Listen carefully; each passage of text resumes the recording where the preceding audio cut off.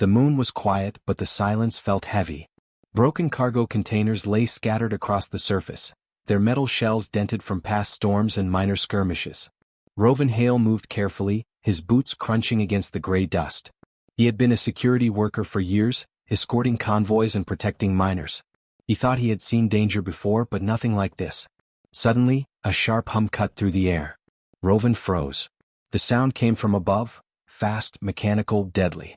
He looked up and saw them, a squad of alien ships descending. They were sleek, black, and silent until they fired. Energy blasts tore through the storage area, throwing crates and debris in every direction. The miners screamed and ran, but the attackers did not aim to steal ore. Their eyes were on something small, something hidden. Rovan crouched behind a half-collapsed container and scanned the area. There, among the broken crates, he saw a tiny shape. It was moving, weakly, shivering. A dragon hatchling. Small, fragile, covered in pale scales, with wings too thin to fly yet. Rovan's heart raced. Dragons were forbidden in most systems. They were hunted and feared. Even the idea of sheltering one could get a human executed by galactic law. The hatchling looked at him with wide, frightened eyes. Its tiny claws scratched at the ground as if asking for help. Rovan swallowed hard. He knew the attackers would not stop until it was dead. He could run, disappear into the shadows, and leave the hatchling to its fate. But he did not. A second squad of alien raiders landed nearby. They moved fast, their weapons trained on the crates. Rovan gritted his teeth. There was no time to think. He charged, lifting a fallen crate and shielding the hatchling. "Move!" he shouted, grabbing it carefully. Its little body was heavier than it looked. Its wings flapped weakly, making small, panicked sounds. Energy blasts tore past him, sending sparks and fire into the metal wreckage. One hit the ground near his foot, blowing dust into the air. The hatchling clung to him tightly. Rovan felt the heat singe his armor, but he could not stop. He moved toward the shadow of a collapsed hangar, hoping to put distance between them and the attackers. The hatchling's tiny head pressed against his chest. Its eyes shone with a strange light. Rovan had no time to wonder why. The raiders were fast, too fast. One of them leaped over debris, firing a beam directly at them. Rovan acted on instinct. He threw himself over the hatchling, letting the blast hit his armor. The metal screamed, heat burning through layers, but it held, just enough. He felt pain, sharp and sudden, but he did not cry out. Not yet. Another raider approached, but Rovan swung a heavy pipe he found nearby. It connected with the alien's leg, knocking it down. The hatchling squirmed, wings flapping, trying to escape the danger. Rovan adjusted his hold. "I've got you," he said quietly, though the words barely left his mouth over the chaos. The attackers hesitated for a moment, confused by his resistance. Humans rarely fought like this. Most would have fled. But Rovan's eyes were fixed on the hatchling. His arms refused to let go. He felt something inside him tighten, a strange, powerful determination. If this small creature lived, it might change everything. A sharp explosion rocked the hangar, sending Rovan and the hatchling tumbling to the ground. Dust filled his lungs. He coughed, gagged, but kept the hatchling pressed to his chest. Its tiny claws dug into his armor, holding on as tightly as he held it. He looked up and saw the raiders preparing another attack. He could not survive another blast. A part of him accepted the truth in that moment. He was human. They were stronger, faster, more numerous. He could not fight forever. And yet he would not give up. Not for himself. Not for the hatchling. The raiders fired again. Energy tore through the air, striking the ground near them. Rovan felt his body lifted and slammed to the metal floor. Pain shot through him, sharp and blinding. He could barely breathe. His vision blurred. But when he looked down, the hatchling was still alive, pressed against him, tiny wings trembling. Its eyes met his. He saw trust there, hope, something fragile yet fierce. And then, as the dust settled, he realized something. The galaxy was looking away. Nobody would know about this moment, nobody would remember who lived and who died here. The miners were gone, the station would be forgotten, the raiders would leave, thinking the threat destroyed. Only he and the hatchling remained, locked in this brief, silent eternity of danger and choice. Rovan's strength was fading. His armor was scorched, his body screaming from injuries. He could not move. He could only hold the hatchling as tightly as he could. "It's okay," he whispered. "You're safe, for now." A sudden shadow passed above. The raiders left as quickly as they had come. Rovan's body sagged, his energy gone. The last thing he felt was the hatchling pressing against him, warmth against his chest. A strange, soft glow filled his vision. The world went dark, but the hatchling's eyes never left his. Somewhere in the galaxy, a force older than stars had watched. It noticed the choice Rovan made.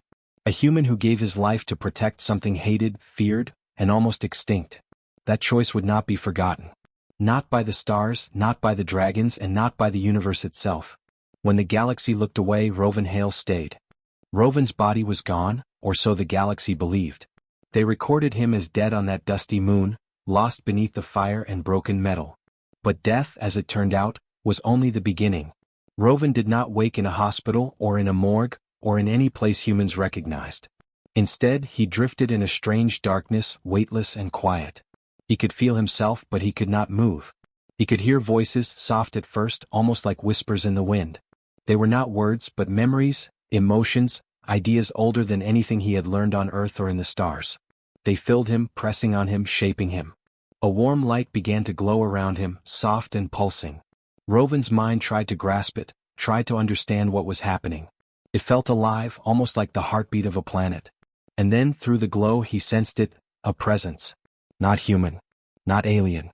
Something older, something that remembered the galaxy before humans or dragons existed. He heard the faintest sound, a voice in his mind that did not speak but seemed to mean, "You protected the innocent. You gave your life when you could have run. That choice cannot be undone." Rovan tried to move, to open his eyes, but his body was not his own. It was different, changed, rebuilt by something far beyond human technology. Slowly he felt a new strength coursing through him, unlike anything he had felt in life. It was calm, powerful, and patient. The hatchling was still alive somewhere, he knew it in his bones, and somehow the world had given him a chance to return. When his eyes finally opened, he was lying in a strange chamber. The walls glowed with soft light, covered in symbols that seemed alive, shifting and moving when he tried to focus. He could feel the hatchling nearby, tiny movements brushing against his arm. Rovan reached down and saw it, alive, weak but breathing, wings trembling. Its eyes shone like stars, and it looked at him with something like recognition. "Veilrix," Rovan whispered, naming it instinctively. The hatchling responded with a small, chirping sound. It pressed closer to him, and for the first time Rovan felt the weight of his body, not as fragile human flesh, but as something stronger, something made to endure. He rose slowly, testing his new strength. His bones felt different, reinforced but light. His muscles were stronger, yet flexible. His skin tingled with energy. And, most strangely, he could sense the world in a way he never had before. He could feel the hatchling's heartbeat as if it were his own. He could sense movement beyond walls, beyond doors, even beyond the room itself.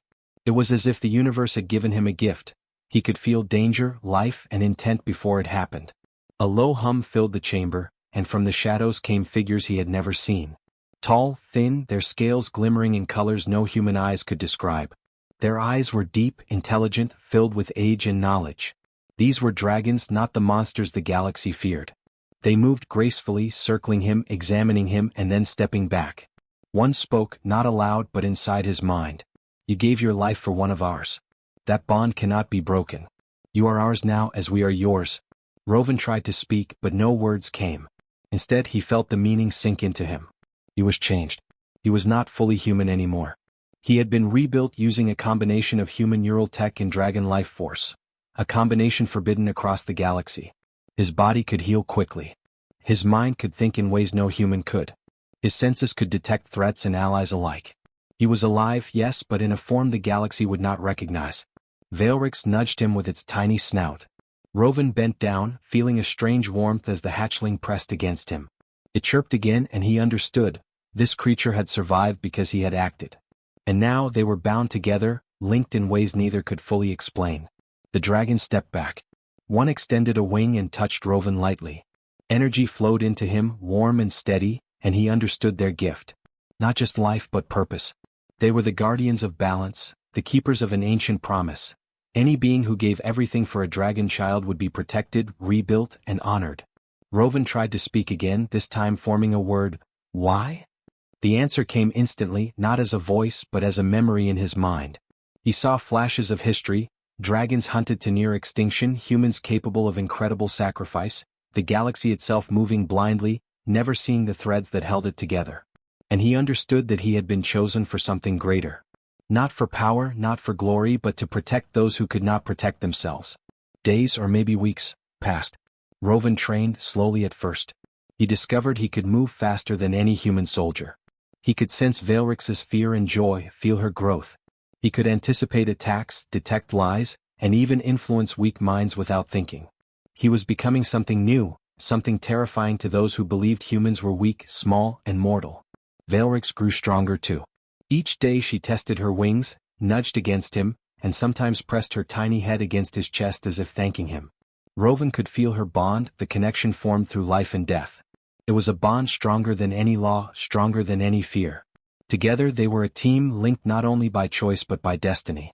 The first time Rovan left the chamber, the galaxy had not yet noticed him. The moon where he had died was silent, abandoned, the wreckage still smoldering. But as he stepped outside with Veilrix, he felt it, the beginning of something larger. The galaxy had forgotten him, yes, but the universe had not.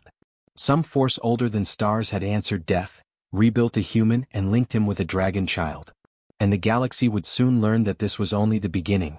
The galaxy had forgotten the mining moon where Rovan had died, but the galaxy would not forget him for long. Rovan did not seek attention. He did not seek revenge. He only sought to protect Veilrix and the dragons who had survived the hunts. Yet, when humans and aliens alike started to notice, fear spread faster than fire in dry grass. It began with whispers.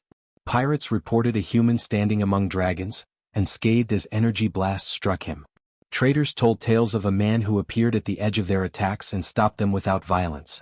At first, everyone dismissed these stories. Humans rarely survived against alien war machines. Humans rarely survived alone. And yet the tales grew louder. Rovan moved through space carefully, learning to control his new body and abilities. He could sense danger before it arrived, anticipate attacks, and move faster than any pilot. Veilrix stayed at his side, now larger and stronger than the tiny hatchling he had saved. Her scales glimmered faintly in the starlight, and her wings stretched wide as she learned to fly, testing her strength. Together they were a team no one had seen before. The first time Rovan confronted a fleet, he did not plan it. A small trade convoy was under attack near the edge of the Varelian sector. Ships from a mercenary guild swarmed the traders, firing indiscriminately. Rovan arrived without warning. He did not fire. He simply moved through the chaos, a shadow among the ships. His presence was enough. Sensors failed when he approached, weapons misfired, and the mercenary ships suddenly stopped, frozen by some unseen force. Veilrix swooped down from above, tiny flames flickering from her mouth. Not enough to destroy but enough to scare. The mercenaries panicked, retreating into the black void of space. The traders escaped. And no one saw who had saved them, except for a brief shadow that vanished before anyone could focus. Rumors began to spread quickly after that. A human who could not die. A human who fought alongside dragons. A human who moved faster than weapons could track and could stop fleets without destroying ships. The galaxy whispered his name, the Black Sentinel. The empires did not ignore him for long. The Council of Varelia declared him a threat to galactic stability. His existence, combined with the survival of dragons, challenged centuries of law. Elite soldiers, trained in every known form of warfare, were sent to capture him. Entire fleets were deployed, each armed with weapons designed to destroy entire planets. None succeeded. The first fleet that tried to hunt him vanished in the outer rim. Sensors picked up only the faintest traces of movement, then silence. Commanders who survived told stories of seeing a man standing calmly in the void of space, his eyes glowing faintly, dragons circling him. Their attacks failed, their weapons shut down without explanation. Fear spread, quiet and unstoppable. Rovan did not enjoy this. He had no desire to kill. He had no desire to become a symbol. But every time someone tried to harm Veilrix or another dragon, he acted. He intercepted fleets, disabling their weapons with precision and protecting the innocent. The galaxy began to see humans differently, not weak, not fragile, but capable of courage and strength beyond imagination. Veilrix grew quickly under his care. She learned to strike with accuracy, using fire and claws with skill. She learned to fly among ships, dodging lasers and shielding him when he needed time. Their bond became legendary in the whispers of pirates and traders alike. Few dared to attack when they knew the Black Sentinel and his dragon were nearby. Not all humans understood him. Some called him dangerous, an anomaly that should be eliminated. Some feared the combination of human and dragon, believing it unnatural. But the ones who observed him closely noticed something remarkable. He never killed unless he had no choice. He fought to protect, to defend, to stop harm before it started. His power was measured, controlled, guided by reason and heart. The alien empires tried again. They brought assassins skilled in stealth and combat, hoping to trap him. But every attempt failed. They could not predict his movements, could not outthink his strategies. Sensors betrayed them. Weapons failed. They began to whisper among themselves, "The Black Sentinel is more than human. The man is something the galaxy cannot touch." Despite the growing fear, Rovan remained focused on Veilrix and the dragons. He moved from planet to planet, shadow to shadow, protecting those who had no defenders. He learned to communicate silently with Veilrix, their bond deeper than words. She could anticipate his actions and he could anticipate hers. Together they became unstoppable. One day, a small planet under attack by space pirates became the scene of another legend. Ships fired relentlessly, expecting to crush resistance. Rovan and Veilrix appeared suddenly, flying among the chaos. Rovan moved through laser fire, stepping across floating debris as if the laws of physics bent around him. Veilrix struck with careful precision, not destroying unnecessarily, only scaring the attackers. By the time the authorities arrived, the pirates were gone, the planet unharmed. Yet no one saw the Black Sentinel leave. Only the whispers remained. The galaxy began to change slowly. Humans were no longer seen as weak. Dragons, once hunted to near extinction, began to reappear in secret. And Rovan, human, protector, sentinel, remained at the edge of every conflict, untouchable, unyielding, unstoppable. The story spread faster than fleets could move. Tales of a human who could not die, who fought alongside dragons, who stood against impossible odds, began to inspire hope. People who had lived under fear for centuries began to dream. The galaxy learned, in quiet whispers and cautious admiration, that humans were more than flesh and blood. They were capable of courage, sacrifice, and strength beyond any weapon. And through it all, Rovan remembered why he lived. Not for power. Not for fear. Not for glory. He lived to protect Veilrix. He lived to protect the dragons who had survived the hunts. And in doing so, he became the protector the empires could not kill. The galaxy was beginning to understand that when a human stood for something greater than themselves, no empire, no weapon, no force could stop them. The galaxy had learned to fear Rovan Hale, but most did not yet understand why. Stories of the Black Sentinel and the dragon Veilrix spread like fire, whispered in every spaceport, every fleet, every dark corner where mercenaries and pirates gathered. Yet the empires believed they could control him. They believed that numbers, fleets, and weapons could destroy a human and a single dragon. They were wrong. The Council of Varelia had grown impatient. Rovan's actions were not random. They were strategic, precise, and merciless in their efficiency, not in killing but in stopping attacks. Each time a fleet tried to capture a dragon sanctuary, it vanished without warning. Each time a trade convoy was attacked, it emerged unharmed. The Council could not understand how a single human could change the outcomes of battles they had studied for centuries. They decided on a final solution: a united armada, the largest the galaxy had ever assembled. Hundreds of warships, armed with energy cannons capable of destroying cities, were deployed. Elite soldiers trained in every form of warfare would lead the attack. The target was simple: the dragon sanctuaries and the human who protected them. They believed numbers would win. They believed they could crush resistance. They were about to learn the truth. Rovan did not fear the armada. He had trained for this moment. He had anticipated it, measured it, and prepared. Veilrix circled him, wings spread wide, her scales glowing faintly with energy. The bond between human and dragon had grown stronger every day. They did not need words to communicate. A tilt of the head, a shift in posture, a glance, everything was understood. Together they were a single force, faster and sharper than the empires could predict. The fleet opened fire as they entered the system. Energy beams tore through space, targeting the sanctuaries with deadly precision. Rovan and Veilrix moved as shadows. Ships fired, sensors scanned, commanders shouted orders, but nothing worked. Rovan anticipated every move. He stepped where they expected him not to. Veilrix struck where no weapon could reach. Their attacks were not meant to destroy but to disable, to confuse, to stop. From the bridge of the lead ship, Admiral Kale watched in disbelief. Every attack failed. Every strategy Rovan predicted. His soldiers were panicked, unsure how a single human could move faster than fleets, stronger than weapons, smarter than generals. Kale realized too late that this was not a human error. They were facing something beyond human understanding. Rovan did not speak. He did not need to. He moved through the fleet like a storm. Ships were disabled without destruction. Soldiers found their weapons useless. Communication networks jammed not by technology but by his presence. It was as if the galaxy itself bent around him. Veilrix followed, her fire precise, her claws striking only where necessary to stop machines. The fleet became chaos, not from violence but from impossible precision. Rovan opened a channel, calm and clear.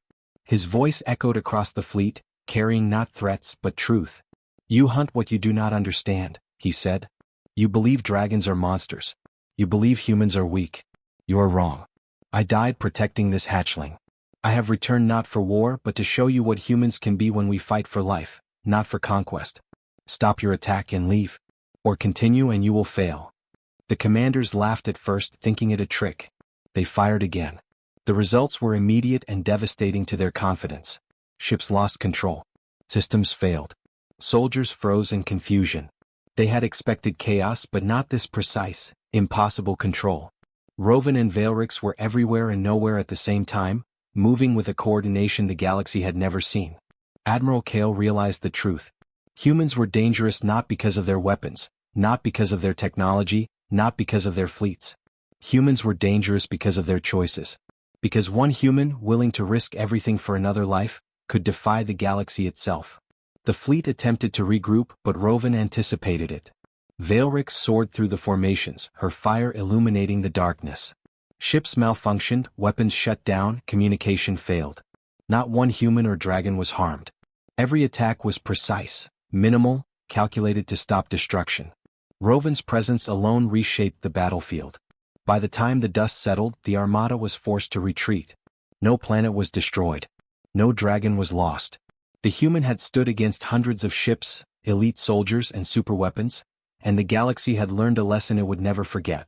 Humans were capable of courage, intelligence, and precision beyond any expectation. When they fought for life, not power, they became unpredictable, unstoppable, dangerous. In the aftermath, whispers spread across space faster than any fleet. Humans were not merely fragile creatures. They could inspire dragons, lead fleets to failure, and protect life with an intensity that no alien mind could fully understand. Children told stories of Rovan and Veilrix. Soldiers told tales of ships disabled without destruction. Traders spoke of hope returned to systems that had long lived in fear. And Rovan, as always, remained focused on the hatchling. Veilrix nudged him gently with her snout, wings folding around him protectively. He did not smile. He did not boast. He simply remembered why he had returned. Not for fame. Not for glory. Not for revenge. He returned to protect those who could not protect themselves. He returned to show the galaxy that one human could change the course of history. Even as the Council of Varelia began to rebuild their fleets, they did so with caution. They knew now that a human could not be ignored. They knew the galaxy had underestimated what humans were capable of. And they feared what might happen when more humans made the same choice Rovan had made, risking everything to protect life. In the quiet moments, when Veilrix slept curled against him, Rovan looked at the stars and understood. The galaxy would always try to fight, to control, to destroy. But it had learned one truth that could never be undone. Humans are dangerous. Not because they seek power but because they are willing to give everything to defend the innocent, the weak, and the impossible. And Rovan Hale, human and protector, stood at the center of that lesson. Years passed and the galaxy slowly changed. The stories of Rovan Hale and Veilrix became legends whispered across systems. People no longer spoke of humans as weak or fragile. They spoke of courage, sacrifice, and the power of choice. They spoke of a human who had given everything for a single dragon hatchling and returned to reshape the galaxy itself. Rovan did not seek glory. He did not want statues or fame. He remained on the edges of conflict, traveling between worlds quietly, protecting dragons, humans, and any life that could not defend itself. Veilrix grew into a magnificent dragon, her wings stretching wide, her scales glowing in the starlight like living constellations. She followed Rovan wherever he went, and together they became the symbol of hope for countless worlds. The empires that had once hunted them no longer dared attack dragons or humans openly. Even pirate fleets avoided the systems they patrolled.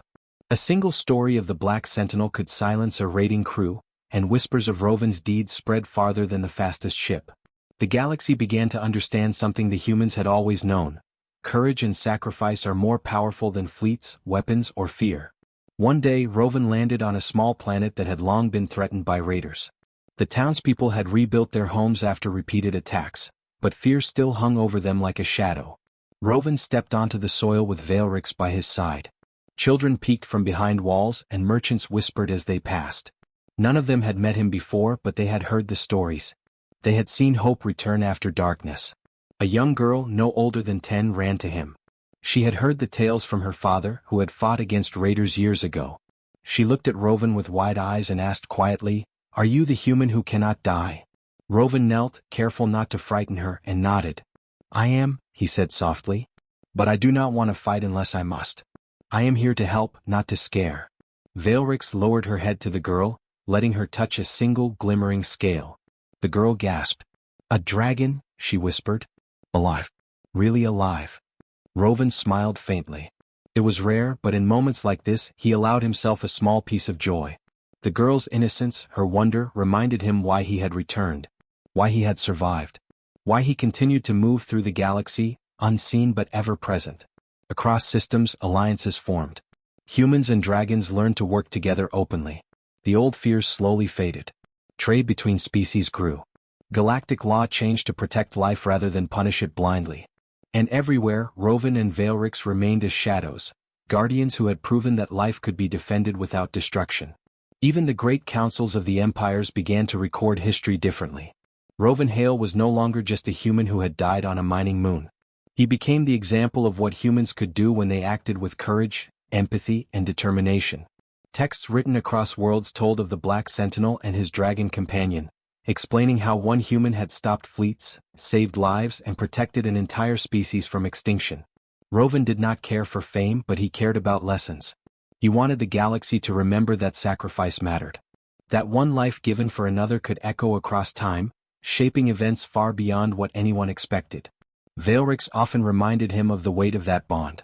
Her eyes reflected gratitude, loyalty, and the memory of the moment he had shielded her from death. Together they carried that memory wherever they went. There were times when conflict returned. Raiders tried to strike, minor wars erupted, and some empires tested the limits of their fleets. Each time Rovan and Veilrix acted. They did not destroy indiscriminately, but they did not allow injustice to continue. And each time the galaxy learned the same lesson. A human who fights for others, who gives without asking for reward, is dangerous in ways no weapon can measure. On quiet nights, when Veilrix slept curled around him and the stars stretched endlessly above, Rovan thought about the first day he had shielded the hatchling on that mining moon. He remembered the fear, the pain, the certainty that he would die. He also remembered the choice. He had acted because it was right, because a life mattered more than fear or survival. And the universe had answered in its own way, giving him a chance to continue, to protect, to teach. The stars themselves seemed to remember. Across the galaxy, constellations were renamed by some civilizations after dragons and humans who had fought together. Songs and stories told of the human who returned from death, bound to a dragon, who became a protector that no empire could defeat. Children grew up believing that courage could change the universe. Pilots and soldiers learned that precision, strategy, and empathy could stop wars without bloodshed. Rovan knew he would not live forever, at least not in the human sense. But he also knew that what humans could do, the choices they could make, the sacrifices they could give, would echo long after bodies failed. Veilrix would continue to fly, dragons would survive, and humans would carry lessons of courage wherever they traveled. That was enough. That was victory. One day, far in the future, travelers would visit the mining moon and find it quiet, almost peaceful. They would not know Rovan Hale's body rested beneath the surface, long since returned to dust. They would not know that a human had once given his life to save a single dragon. But if they looked to the stars, they could see the constellations, the shadows of dragons and humans together. They would remember. And in that memory the galaxy would carry the lesson forward. Humans are dangerous when they protect life because they give their all without asking for reward, and the universe answers their courage. That truth, older than empires and deeper than fear, would live forever. Rovan Hale, human, protector, sentinel, looked at Veilrix and whispered softly, "We did what we had to do. And the stars will remember." Veilrix nudged him, small wings brushing his chest, and the galaxy seemed to hum with quiet approval. The stars would remember. And so would life itself.